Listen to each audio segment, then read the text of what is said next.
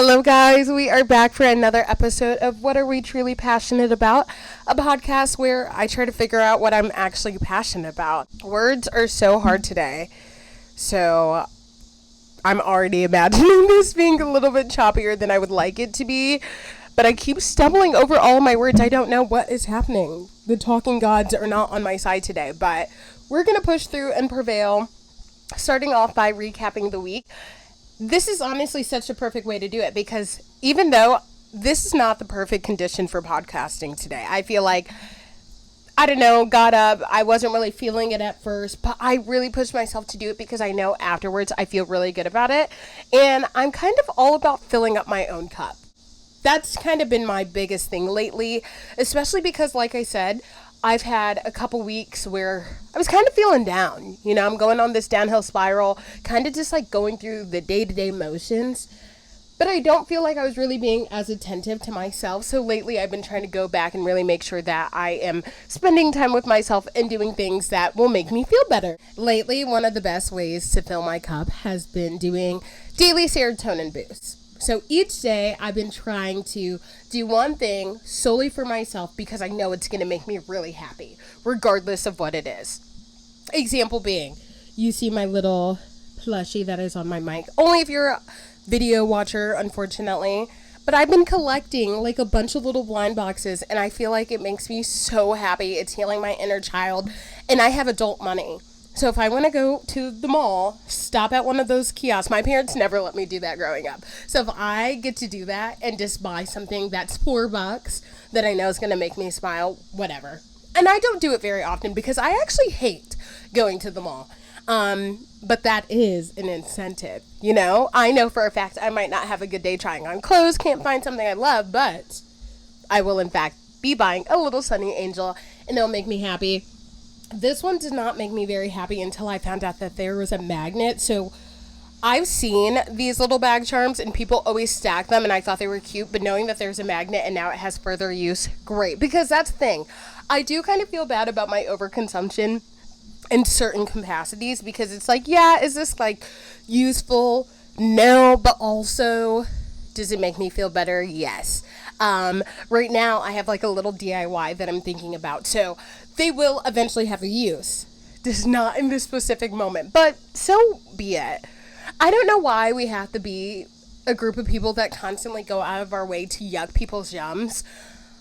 It just doesn't make sense to me. Either you like something and you get it, or you don't, and you don't have to. There's tons of things that I don't like and don't get, but I just go out of my way to not ever say anything about it because it simply doesn't impact me. And I think that's just how we have to live.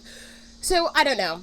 So be it. That's my little tangent. I've also been prioritizing my health a little bit more. So as you guys know, or some of you that personally know me, I am pretty into like the health and wellness space. And I feel like I do a pretty good job of taking care of myself. But as I've started taking more classes where I'm teaching, I don't take as many classes for myself. And I was working on my Pilates certification. I've been teaching a little bit more frequently over the summer. So it was like a weird balance of I don't necessarily want to go because I'm already dead from my class that I taught. Teaching bar is super intense because most of the time you're actually doing the class with them. And then adding a workout on top of that, I was like, oh, this just isn't what I need. But you know what? I sat down and this just works best for me. I think I have a type A but like type B mindset. It really just depends. I think I'm more type B leaning than people realize, but I do a really good job of coming off as type A, which is why I think I be in these situations all the time because I see like my life is put together, but I promise you it's not. But in weird ways it is. At the beginning of each month, I sit down and write out like a general schedule for the month. I know for a fact every single day I'm going to be teaching these classes then. I know I might be working at this job then. So that's kind of what it looks like. And then looking at the empty spaces, I went in and added all group fitness classes that I wanted to take, already signed up for them. They're on my schedule. So now I'm like, you have to go. And it makes me feel super good about it. What made me kind of think about this week's topic, and I'm about to segue into it all and it'll all come together, is I think when you transition out of college in this post-grad life, you really struggle because you literally don't know what to do with your time. And on top of that, in college, if I didn't know what I was going to do someday, if there's something going on, I'm like, I'm bored. It's a Friday night. Someone was bound to walk into my room, or someone was going to text me, call me, tell me plans. Now I'm like, ugh, that doesn't happen anymore. If you want to do something, you genuinely have to go out and just seek it out for yourself. And it's hard. It's genuinely really challenging to want to do things alone. And what actually made me reflect on this a little bit more was about a year ago, actually, I went to the movies for the first time ever by myself. I love going to the movies, but I just wouldn't go unless I knew someone wanted to go with me. And if that meant maybe not seeing a movie I really cared about until it was out on a streaming service or I could buy it, I would wait because I was genuinely so terrified.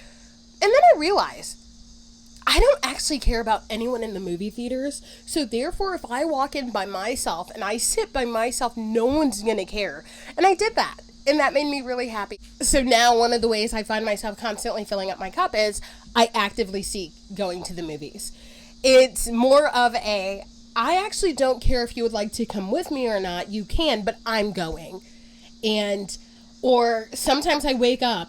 All my friends are at work. All right. It's 10 o'clock in the morning. We're going to the movie theaters. And I'm about to enjoy popcorn. Honestly, just doing all of these small things really add up. What really made me think about all of this is comparing how I felt this time last year.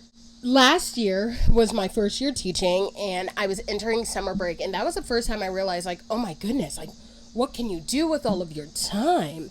And I was still teaching summer school, so I was still pretty busy, right? But then once summer school ended, I really was sitting there like, oh, well, what am I going to do? None of my friends live in the area. I don't really have friends that are outside of work. I have nothing going on, right? And kind of bringing back what I said earlier with when you're in college, people are actively seeking things to do. So regardless of if you are really applying pressure to do something or not, you're probably going to find some type of planned events. Now, you actually have to seek them, right? And so one of my friends, we were catching up for like our yearly lunch, and we're chit-chatting, and she tells me how she uses ClassPass. And she goes to all these workout classes, and I'm like, oh, well, that sounds fun. I've always seen Pilates and these videos of these girls like going off in class and how fun it looks, but I'm too afraid to go by myself. And then I was thinking about it like, well, I actually don't know why I'm so afraid to go by myself, because I currently go to my like community gym by myself every day and I hate it. Like, I'm forcing myself to go because I'm trying to fit some type of image or create a routine that is not working for me. So I signed up for the free trial and I started going. Obsessed. I instantly like rebooked and started going pretty frequently, and that was something that I ingrained in my weekly routine, daily routine, at a point where I was actively seeking these group classes. And then eventually it became oh wait, I'm making friends because I'm seeing all the regulars, and it became honestly a hobby. Especially for my age group, is Pilates is like low-key expensive. Not even low-key. I'm going to call a spade a spade. It is pretty pricey. So a lot of my friends don't casually want to take classes like this because they just enjoy going to a regular gym. They enjoy different forms of working out. For me, I was like, oh my gosh, this is exactly where I need to be. And that was the first time I also felt like, oh wow, I'm actively doing something that none of my peers casually do. And I enjoy it so much that I'm going to continuously do this, even if that means like none of them would ever come to a class like this. I have definitely recruited a couple, and it is really fun. But in the beginning, it was really just me, and I just did it just because. So entering my second year of teaching, I kind of realized, you know what? I spent this last portion of summer where I wasn't teaching in summer school, really focusing on things to fill my cup. I was going kayaking. I started just casually going shopping when I want to. My sisters are the queen of sending me the moment your paycheck hits, and it is getting your matcha and going to Marshall's and Home Goods. Like, I could not help myself. I just wanted to feel like myself. Because I felt as if transitioning out of college, I did lose that. You know, I was just the first year teacher. I'm really trying to fit in with like my peers that, no shade to them, but I am the youngest. So we just have different aspirations right now. Or you go home, you might entertain kids. I go home and I'm like, hey, mom and dad, a third grader yelled at me today. Like, life was just so vastly different. So imagine that being my everyday. I did not go out of my way to do anything for myself. Second year, first week in, I'm like, yeah, I'm not willing to sacrifice myself anymore. I am signed up for workout classes every day. I'm going every day after work, regardless if you like that or not. Again, it's all about forcing yourself to do things. You need to stop and really take a moment of, what do you actually care about? And I promise you, when you step back, you realize like, oh, maybe that wasn't me. Maybe I'm not that kind of person. And that's okay. I think when you were growing up, and I actually heard this in a really, really good way. Mel Robbins, I believe she's the author of the Let Them Theory. Or she at least has a podcast. I know that. But I heard her specifically talk about, there's this portion in your life where it's basically like the scattered years. So think elementary through high school, even portions of college, you're with a group of people that are pretty like-minded. All of you are kind of in the same exact phase in life. You know, I know I'm on target because like, oh, I went up to the next grade level. Oop, we all graduated. Oop, we're all in college now. Like stuff like that.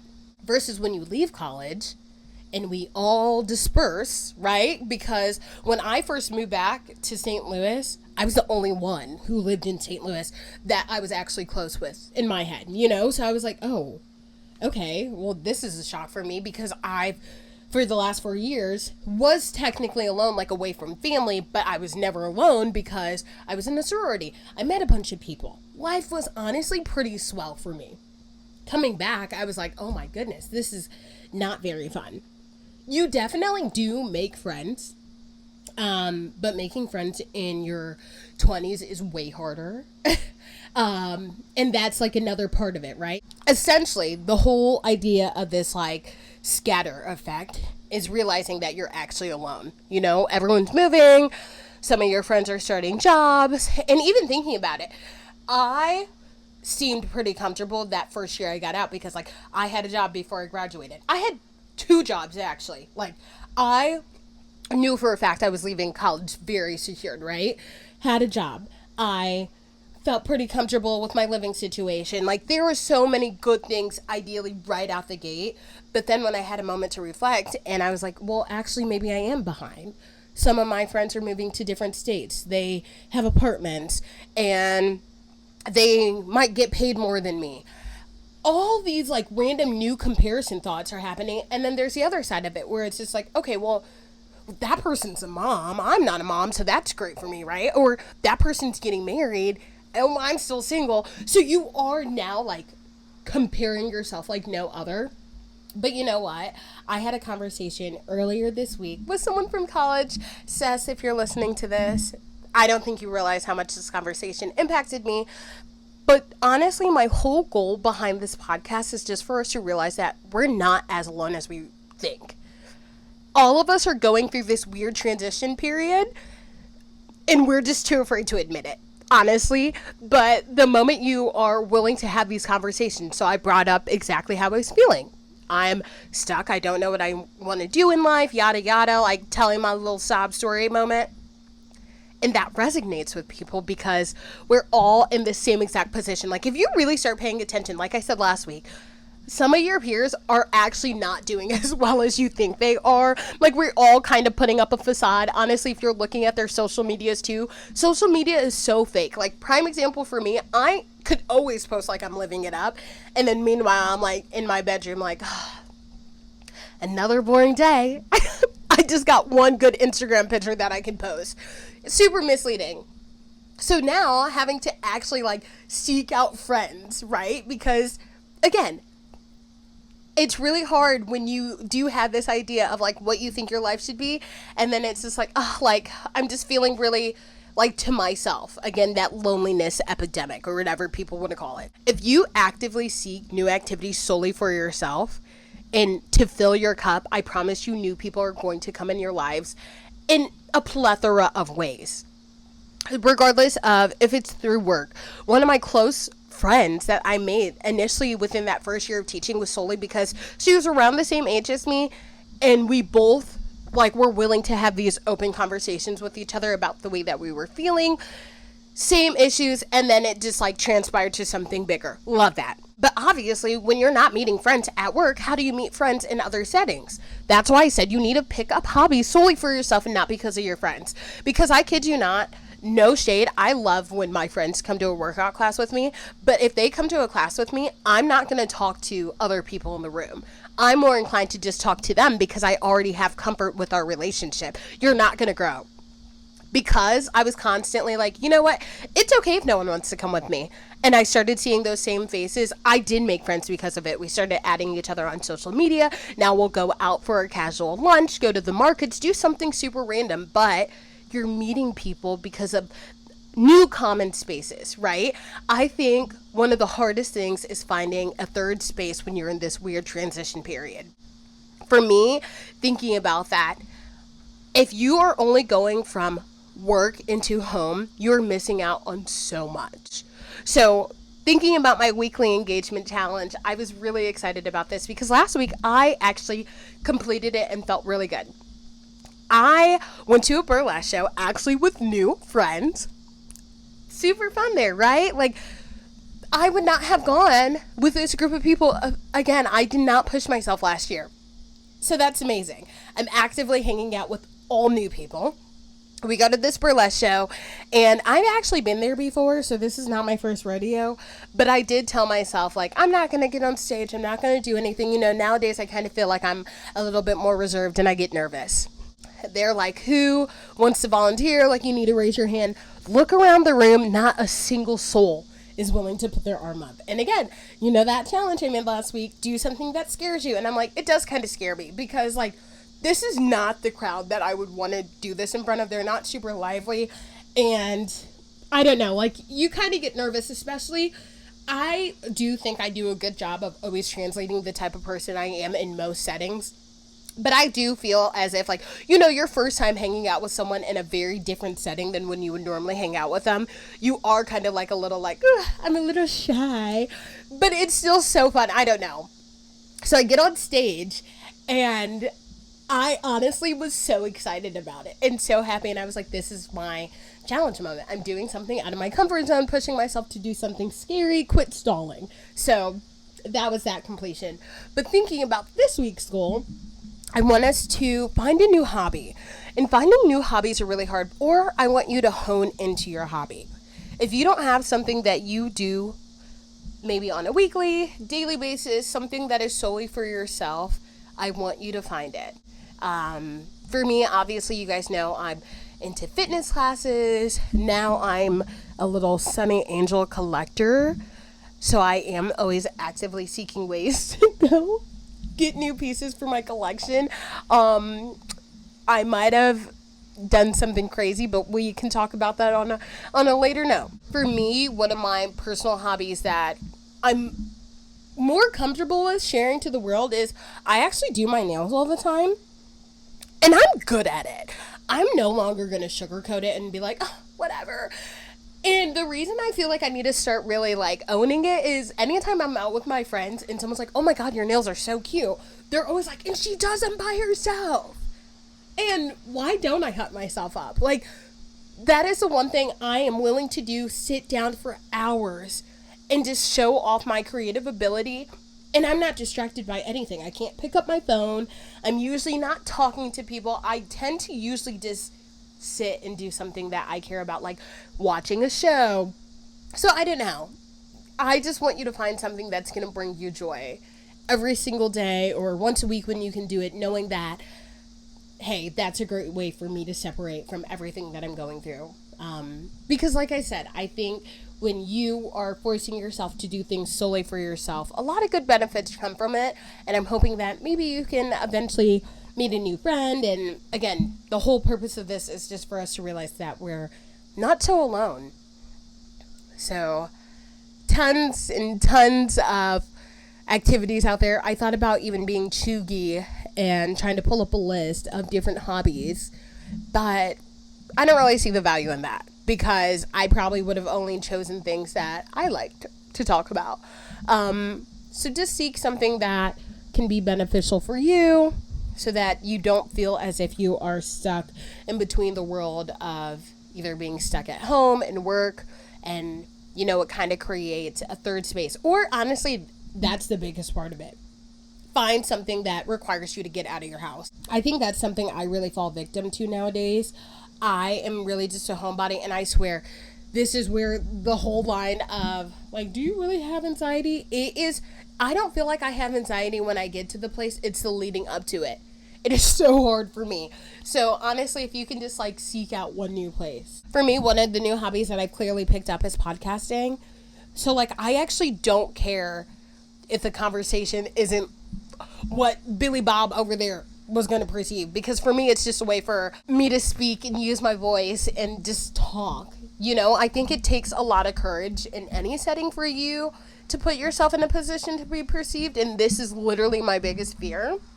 So this is actual exposure therapy, little did you know. But for me, it's just an avenue for me to speak and get my words out there, and kind of realize, like, you know what, the more I continuously talk about this and normalize these thoughts, because for some reason they're the worst things that I could possibly do in my head. But from a girl who hates being perceived, who actively puts himself out in the world to be perceived, if I can do one scary thing each and every day, I think you can do something scary too, in the hopes that eventually this will feel really normal to you, and you won't be as afraid to have these random thoughts that you think are so irrational when you realize everyone else around you is also probably thinking them. So that's kind of what I've been thinking, because instead of like keeping this all in my head and exposing it out to the world, it makes me feel more human, genuinely,